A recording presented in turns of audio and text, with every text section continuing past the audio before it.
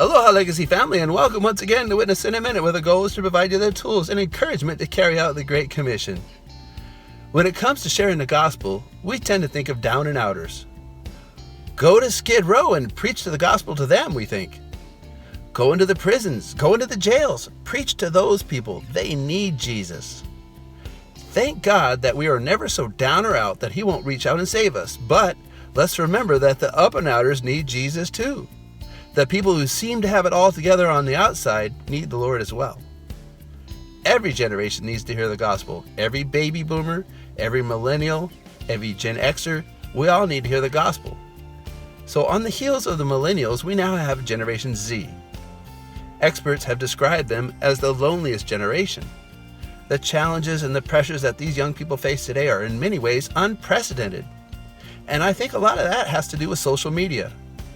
Now, I have loved smartphones since they first came out and was very enthusiastic about how they would change my life.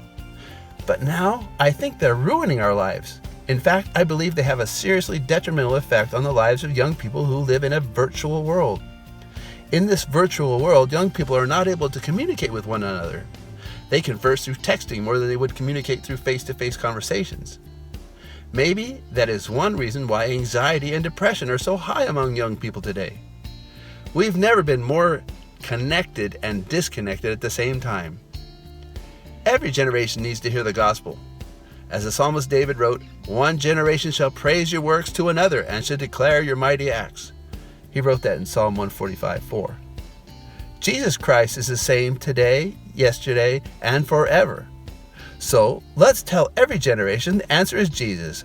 And may God bless your next adventure as you witness in a minute. Aloha.